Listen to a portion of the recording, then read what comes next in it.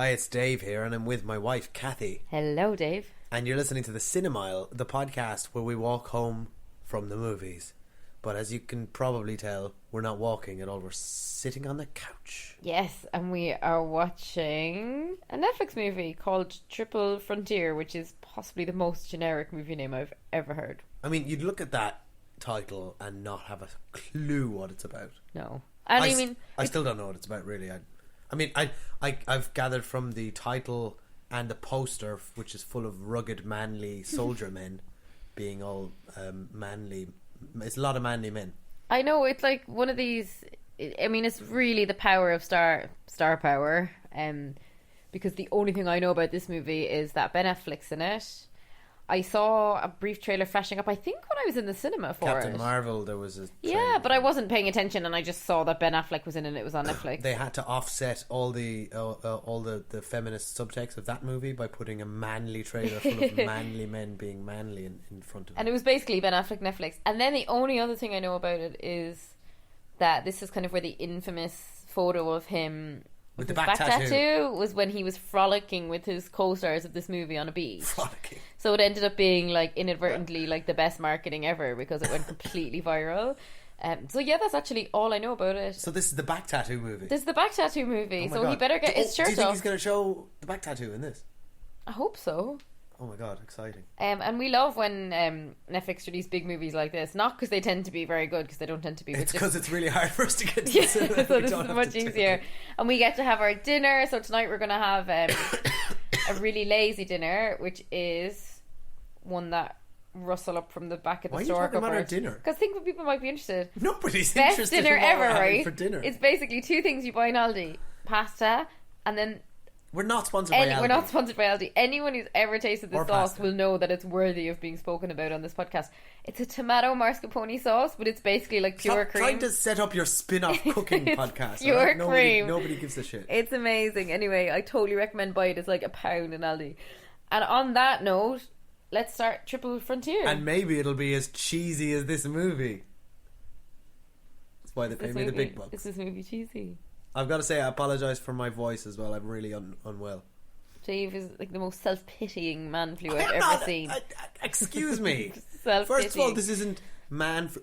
I found the definition of man flu insulting. What is the definition? As if my flu is somehow inferior to yours. No, the only difference between man flu and regular flu is that the person who's afflicted with man flu complains about it all the time. I'm not complaining. All I was doing was You've been complaining all weekend. I was acknowledging why my voice sounds weird to the podcast right. listeners. Okay, well, let's go and have our lovely Aldi pasta sauce. Okay. Shut up.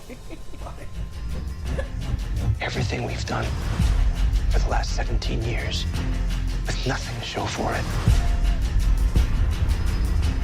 You've been shot 5 times for your country, and you can't even afford to send your kids to college. If we had accomplished half the things that we've accomplished in any other profession, we'd be set for life.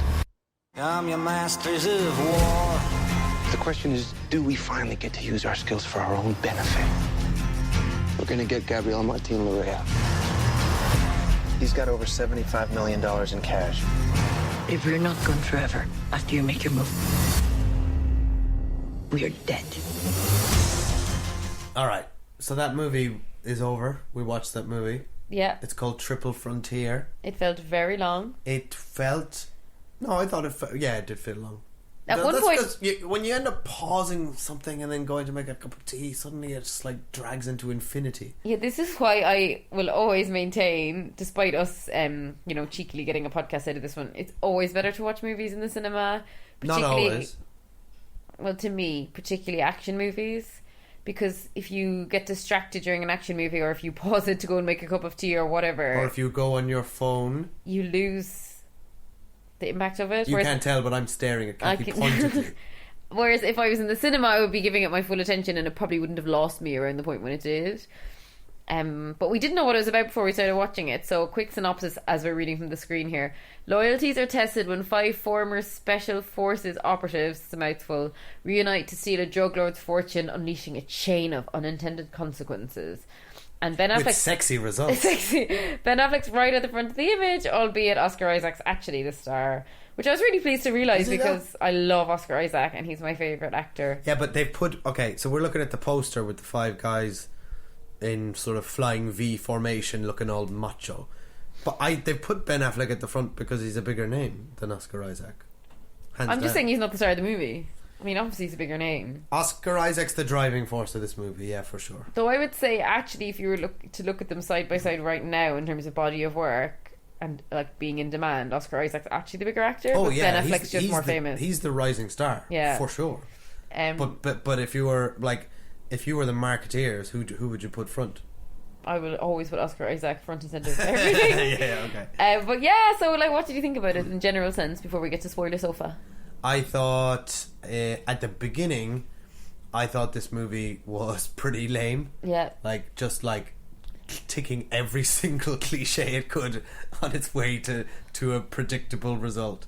It was like it was just like basically like, I'm putting a team together. You're the best of the best. We're old colleagues. Let's have a beer and talk it out. I'm an MMA fighter with a heart of gold. It's like, what? It's like, stop it. But then it kind of almost reaches a very early climax in the very in the first act, and after that I was like, all right, now I've no idea where this movie's going, and I'm interested, I'm invested. And then it started taking some really interesting turns, which I'd like to talk about in Spoiler Street. Spoiler sofa. But overall, I thought it was a good movie. I thought it was it surprised me. I certainly it subverted a lot of my expectations, and overall I thought it was a good ride. It's not a good ride. It was a fun. It was a. I'm allowed to say that for a movie experience. Like, it was a bit of an adventure, but in a very morose. Do you know what it was? It was almost like the A-Team, but without any of the fun. I was thinking that. It was like a dry balls A-Team. And yeah, I was like, at the start as well, I was like, fuck, this is so crap. It's so cliched. At least if you're going to be this cliched, like, have a bit of humour, because it's very po-faced. Oscar Isaac really carried a lot of scenes where he was the sole source of, like, any energy or anything interesting. And it's a funny one to watch these 5 characters on screen together, because I would say they're quite low energy and dull. So having the charisma of Oscar Isaac was like a godsend in some of the earlier scenes, and then, as you said, it got suddenly very interesting after the first act, and I was genuinely engaged by it. But then right by the end, it lost me again. I warmed to them at the beginning. I just thought they were a load of bros. Like, it was just, and I thought, this is a movie for bros. I mean, it is. Like, this bros. is a movie aimed at men, starring men. Yeah, but actually, I thought as it progressed, it kind of had something to say, and the characters got a lot more interesting. It got interesting. Like, there's definitely some really interesting moral dilemmas which we'll speak to in Spoiler Sofa. But ultimately, it's a film with like 5 macho men. There's only one woman in it, and she's only referenced constantly about how good looking she is, and it's just.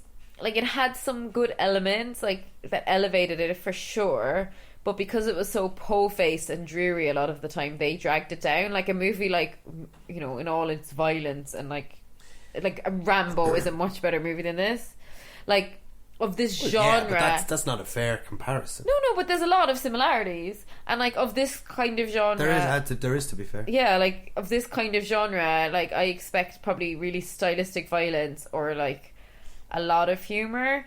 I would say this had neither, but it did have the moral dilemmas that you don't often see in this sort of movie, and it had really lovely looking scenery at some points. Like, it looked expensive. But you're right, actually. It does compare very well to Rambo, because it's all about veterans dealing with their place in the world. But actually, I think to that point that we were just discussing about it being macho and bros, I think that started like that, and that's what I thought it was going to be. But I thought it didn't revel in that or glorify any of it. It actually just kind of deconstructed it all, like, as in the macho nature of their jobs, their skills, and the violence, and how commonplace and how dangerous it can be for them if they start losing grip on their morals.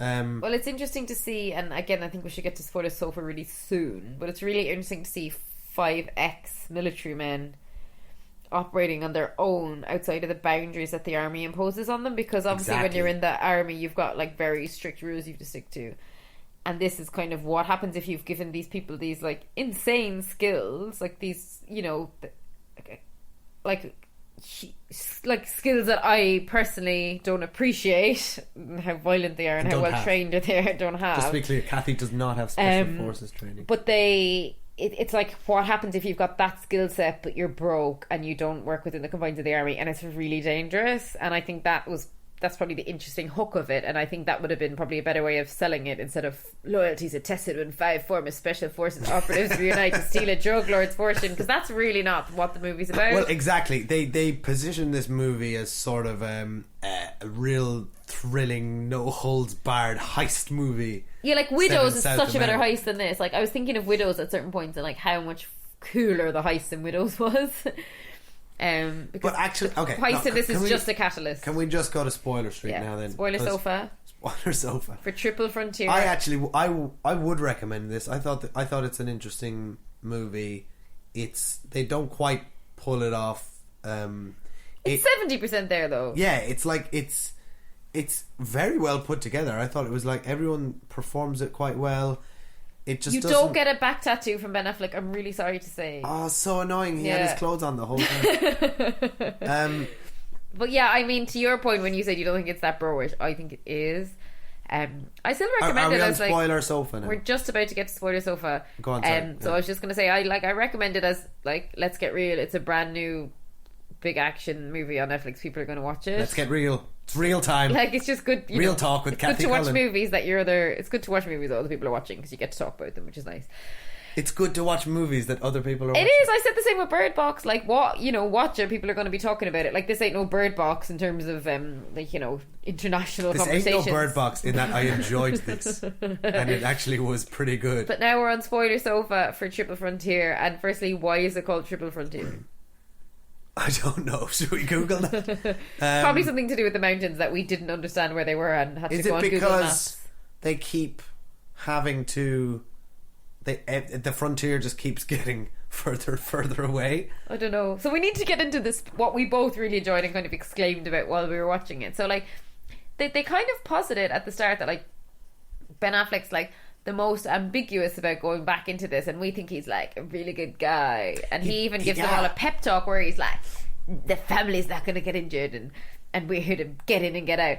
And then as soon as they see how much money there is there, which is like hundreds and hundreds of millions of dollars once they get to this drug lord's house, which happens really quickly though. How good was the bit that was in the walls? Like, that's a really good visual. That was really cool. But like, they got to the drug lord's house like, what, 25 minutes into the film? But that's what was so surprising, because we like paused it to go get some tea or something, and then it was like 1 hour and 40 minutes left, and we were like, and then our brains were racing, and we were like, okay, so either it all go tits up and they get chased by the drug lord, or they steal from the drug lord and the rest of the movie is chasing the drug lord. I had the best idea. Yeah, you did. So, because at one point after they've gone in, and so they go in, kill loads of people even though they weren't supposed to, find loads of money, and suddenly Ben Affleck like turns and he's like, we need to get more money, and it's that intoxicating sense of like being that close to that amount of money, and Ben Affleck basically blows it, but they all go along with it. And I think the implication might have been that he was their captain in the army, so they're kind of, even though they're not in the army anymore, they can't help but do what he says, because they're following him blindly. Was the captain, but he was like, it was hard to tell actually. Basically, whatever Ben Affleck and Oscar Isaac said, they were like just doing it even though they didn't want to do it. But then they leave and they've shot everyone, and they drive really slowly past the son of the drug lord who looks at them, and I was like, oh my god, there's so much time left in this movie. I thought it was going to be like 20 years later and that kid was going to come back and hunt them all down. I was like, I can't wait to see that. But did you think they were going to age everyone up by 20 years? It would be pretty easy. But actually Ben Affleck did get undone by the son of somebody he murdered in the end. Yeah, or so you weren't far off. But actually, let's go back to that bit, because I thought that's where the movie got really interesting. Yeah, it was peak interesting. And also, I also thought it was interesting that the heist, they got away with it now, but they didn't get. It was messy and flawed. But I assumed if a heist is going to happen this early on, it's Well, not had going to to be go wrong, successful. like, yeah. So then the rest of the movie, as it turned out, was just them trying to get this money out of Brazil, past like the Andes, and the challenges that they kept throwing at them, and were mounting challenges were It's really so interesting. annoying as a viewer because you're like, oh my god, stop. Leave the money. It's like, so frustrating. Yeah, Like- they're supposed to be getting $75 million and they leave with $250 million, which is such a stupid amount of money. And then they're trying to get it onto the helicopter, and the pilot says, "But we won't be able to get over the Andes with all this money." And then Ben Affleck says, "Just do it." And then the pilot's like, And then he's like, okay, I guess and we then can Ben do it. Affleck menacingly threatens the one woman in the movie. He's like, "Let's leave her." It's like, she most weighs 110 pounds. Like, she is not the problem. How interesting how dark Ben Affleck got so quickly. So quickly, And yeah. either he was always had that in him, because we didn't really get to see a lot of his character. He was quite quiet. Okay, all we know So- is that he's selling a 3-bed apartment for $120,000. Yeah, we'll take it. Which is like maybe 80 or 90 like thousand English It pounds. looked like a shithole. Yeah, but The- I'm sorry, that apartment was 3 times the size of our house.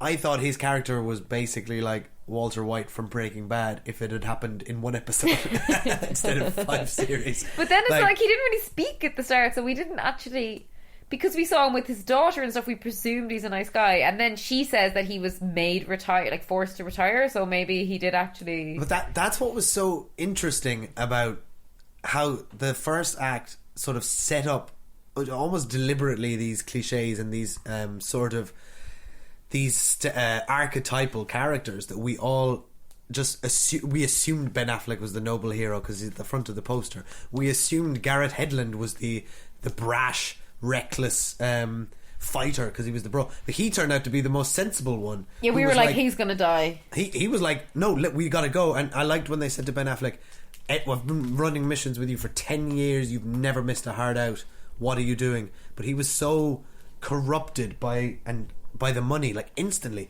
And I thought that was like a really interesting take on how human greed can just quickly unravel everything. Well, it's like money corrupts, but lots of money corrupts, absolutely. That's not an expression at all. But nice try. And I thought it was interesting how it kind of flipped in that we thought Oscar Isaac was the one who would end up screwing everything up for everyone, but he kind of Oscar Isaac can never screw anything up for anyone.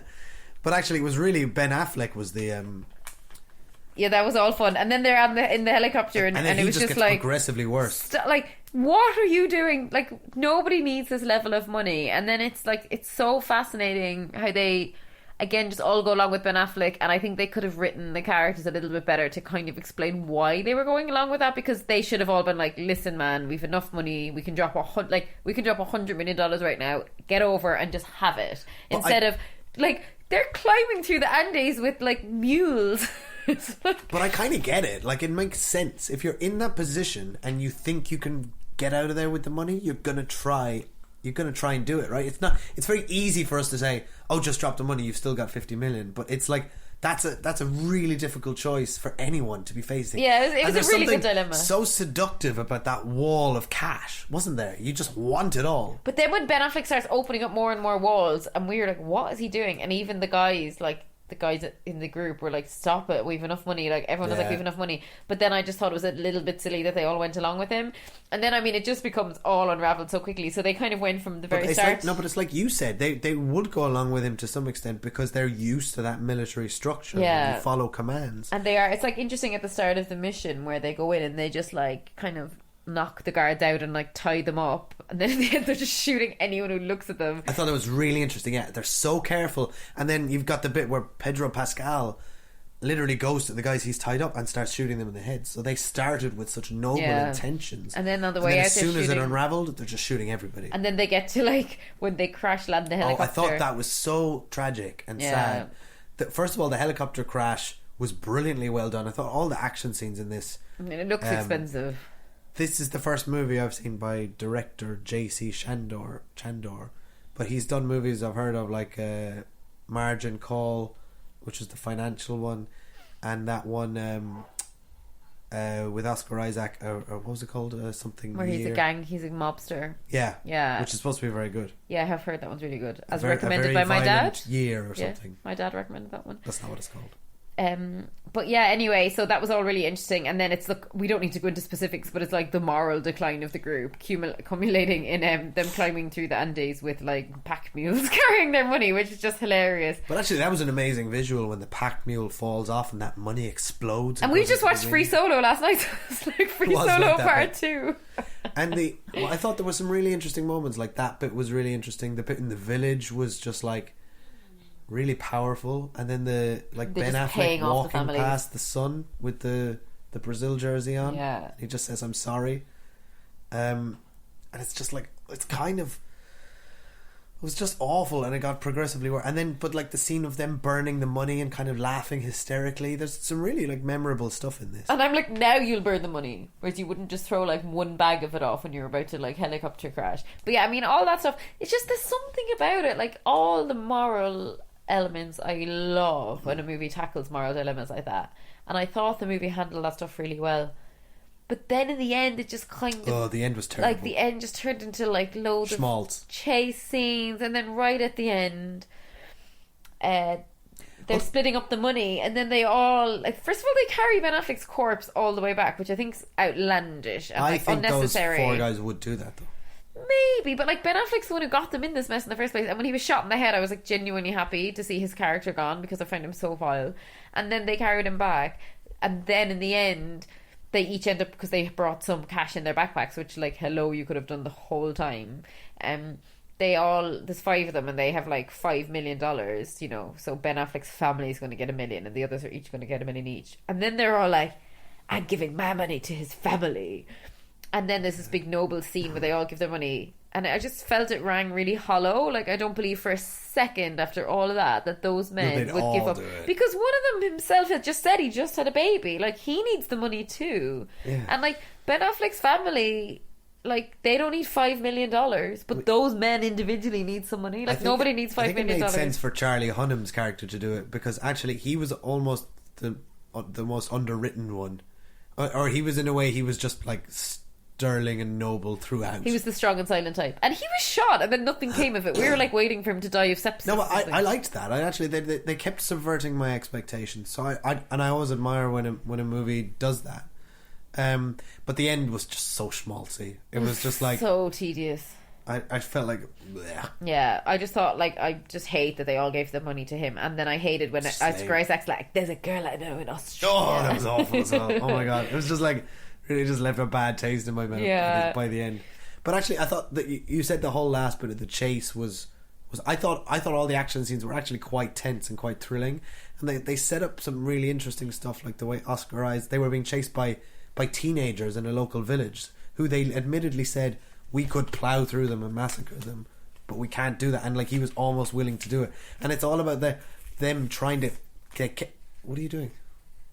Oh, I'm just ripping up the lotto ticket. You're not going to hear that in the podcast.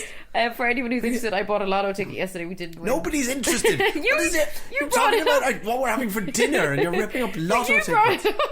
It's because you're loudly ripping it while we're recording a podcast. You have to do that now. I was discreetly ripping I don't even remember what I was saying. Oh yeah, they were being chased by teenagers, and Oscar Isaac refused to shoot any of them, even when they were in mortal danger. I could see you switching off. You just don't even care. I do care. That's because you weren't even watching that bit of the movie, because you were on IMDb or something. I was trying to look up what the brother was in because I couldn't remember. Turns out he was in Forgetting, or no. Nobody cares. He was in Inside Llewyn Davis. Watch the with movie. Oscar Isaac. I don't remember him. Obviously, I remember Oscar Isaac. But yeah, he was in Tron Legacy. I mean, honestly, one of the most memorable. Oh God, of course. Movies. How could I forget? But I just think the moral dilemmas of this at the center of this movie would have been so much better if the rest of the movie had been better written, and if they'd had a more interesting, diverse cast. Because really, a cast of bros, I'm just not into it. A cast of bros. That's what they should have called it. And I just, I get the feeling that like the 5 men on this movie would have like bonded so much that they all would have got. That they all got the same back tattoos. Yeah, and for them it's like this profound life changing experience, and for me it's just like a very middle of the road movie. That's kind of my vibe. I honestly did think it was good. What does that mean on Netflix there where it says 5.1? That's the audio. Oh, surround I sound. thought it was 5.1 out of 10, which I was like thinking was a pretty fair rating. 5 point. You'd give this 5.1 out of 10. No. So specific. I'd give it 5.2. No, I'd give it 6. I think it's just annoying We me don't the more do ratings here. the more I look at the picture, because it's just like 5 macho men carrying their stupid bags of cash. So in the end, I'm glad the woman's the only one who It was ended really up with interesting money. how they were transporting those bags. It was just Like ridiculous. literally, like pulling them up on pulleys up a mountain. It was like some of it was quite ingenious. Yeah, I mean, Anyway, it's very let's- physical. Let's stop. We're It's rambling. It's so late. And Dave's, yet to recover from his man flu. Are you stop cradling your ripped up lotto ticket? Like it's weird. over. You didn't win. It's weird when we're not walking. I don't actually know what to do.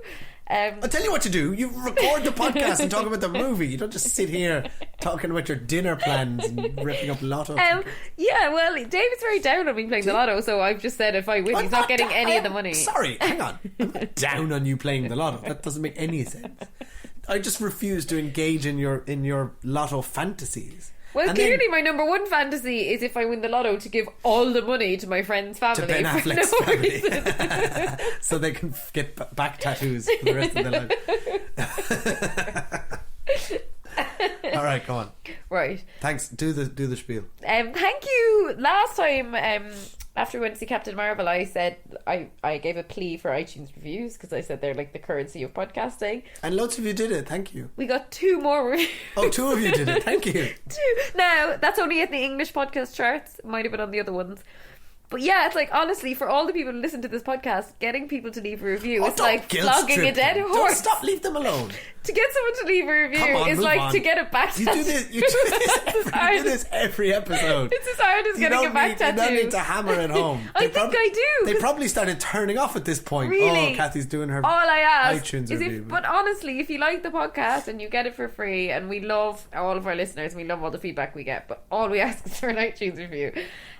Yeah, and you can talk to us on Twitter, Facebook, or Instagram at The Cinemile, or email us thecinemile@gmail.com. Let us know what you think of Ben Affleck's back tattoo. and what you send us pictures of your back tattoos. And the best back tattoo will win a prize. What's the prize? The best back tattoo will get We'll to... win a percentage of Kathy's lotto No, the best winnings. back tattoo will get a jar of that pasta sauce from Aldi.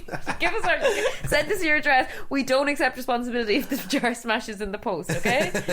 And no, Okay, nobody's bye. getting any of One my minute, lotto go to bed. winnings. Okay, bye. Bye. Stop it. Make no mistake about it. You guys need to own the fact that we do not have the flag on our shoulders. You cannot go back to your normal life after tonight.